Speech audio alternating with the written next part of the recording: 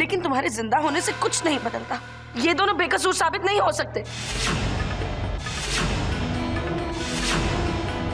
अब तुम आ गए हो ना, तुम आ गए हो। तुम खुद अपनी जुबान से इन सबको बता दो कि इस वृंदा ने और इस युवराज ने तुम्हारे साथ क्या क्या किया। तुम्हारे मुंह से सुनेंगे तो अपने आप यकीन करेंगे। एक मिनट। सरला भाभी क्या बोल रही हैं आप? किस बात का यकीन? किस बात का क्या मतलब? तुम्हारी किडनैपिंग का, जो इन दोनों ने करवाई थी। ये दोनों मुझे किडनैप करेंगे? क्यों किडनैप करेंगे? और डीके को किडनैप करना बच्चों का खेल नहीं है भाभी। किसी ने मुझे किडनैप नहीं किया था, नॉट एट ऑल भाभी। ये पीके क्या बोल रहा है? ये पलट कैसे गया? दादा साहब, मैं बताता हूं कि सच क्या है। दरअसल पिछले दिनों मेरी वजह से घर में बहुत टेंशन क्रिएट हो गई थी दादा साहब। सब लोग मुझसे नफरत करने लगे थे। दादा साहब, कोई मेरी शक्ल तक नहीं देखना चाहता था। इसीलिए बिना किसी को कुछ भी कहे, कुछ भी बताए, मैं 2-4 दिनों के लिए अपने एक दोस्त के यहां चला गया था। और वहां मेरा एक माइनर सा एक्सीडेंट हो गया युवराज। दादा साहब, मेरा पैर फ्रैक्चर हो गया था।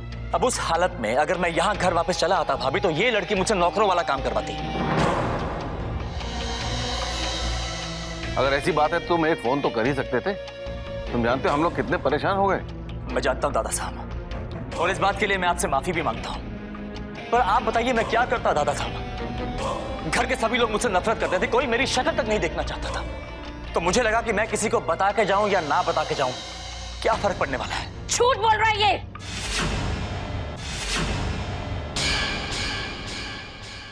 भाभी क्या हो गया सरला भाभी को? अनाप शनाप बातें क्यों कर रही हैं? इसका कहना है कि वृंदा के साथ युवराज ने मिलकर तुम्हारा किडनैप ही नहीं किया है, तुम्हें जान से भी मार दिया है।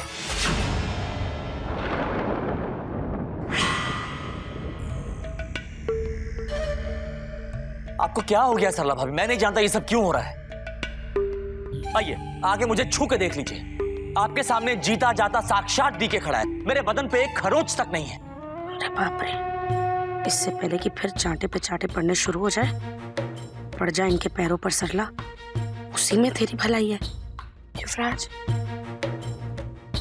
Yuvraj, Yuvraj, I am really sorry, I am really sorry Yuvraj, please मुझे माफ कर दो, प्लीज युवराज।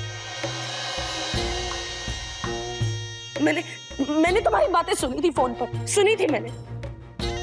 शायद तुम कुछ और बोल रहे होगे और मैं कुछ और ही समझ बैठी।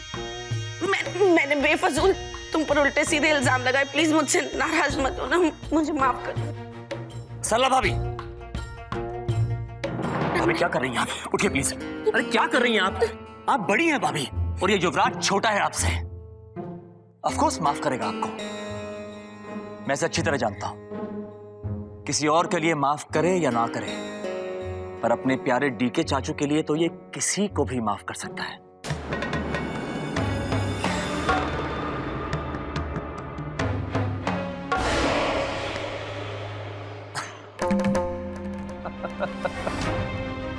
आप खामखा परेशान हो गई थी। देखा आपने मेरा युवराज कितना अच्छा है। यहां जो कुछ भी हुआ, मैंने जो कुछ भी सुना, उसके बावजूद उसने आपको माफ कर दिया। इतने दिनों के बाद अपने परिवार के साथ अपने घर में आके मुझे बहुत अच्छा लग रहा है। अरे सुनीता से तो मिला ही नहीं मैं। सुनी, आई एम सो सॉरी। मैं अच्छी तरह जानता था मेरी गैर मौजूदगी में सबसे ज्यादा दुख अगर किसी को हुआ होगा तो सुनी को ही हुआ होगा। देखिए दादा साहब, इसके चेहरे पे रौनक आ गई है। रिफ्रेश हो के आता दादा साहब। आओ सुनी, बहुत सारी बातें करनी है तुमसे। आओ चलो।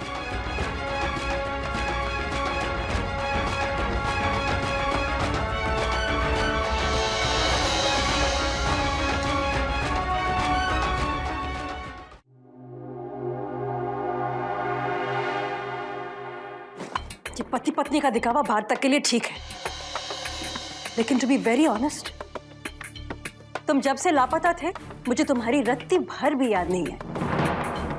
क्योंकि किसी को याद करने के लिए उस इंसान के साथ आपकी अच्छी यादें जुड़ी होनी चाहिए, और मेरे पास तुम्हारी कोई भी अच्छी याद नहीं।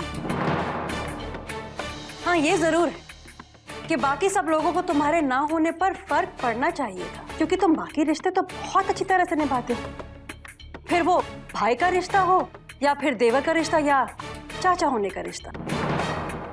बट यू नो, तुम्हारे जाने के बाद सिर्फ एक दादा साहब को छोड़कर और किसी को कुछ भी फर्क नहीं पड़ा कि तुम यहाँ नहीं थे।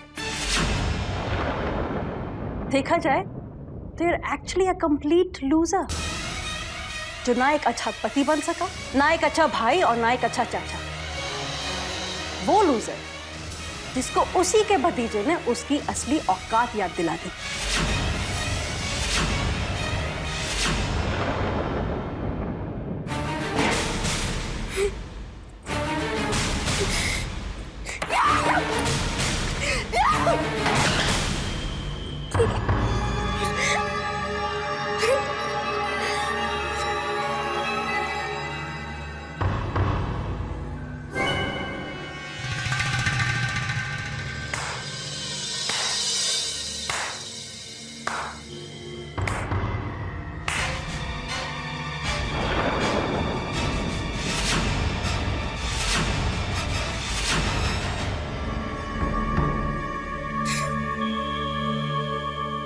रुक क्यों गए चाची?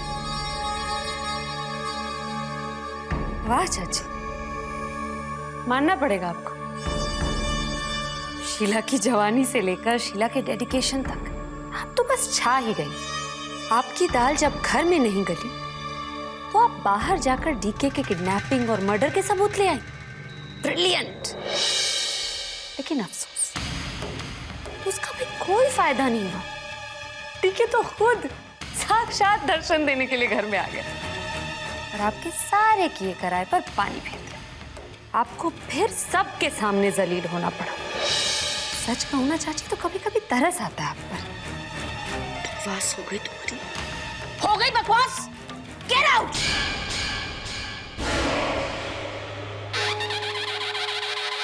दौलत, रिश्ते, इज्जत सब चली गई, लेकिन ये अकड़ है कि जाने का नाम ही नहीं लेती। ये अकड़ भी जाएगी। बहुत बर्दाश्त कर लिया मैंने आपको, प्यार से समझा भी दिया कि नाव फेंकी समझती ही नहीं। लेकिन अब मैं आपकी भाषा में आपको जवाब दूंगी। आप खबरदार रहना, क्योंकि अब बारी मेरी है चाल चलने की भी, शय और मात देने की भी।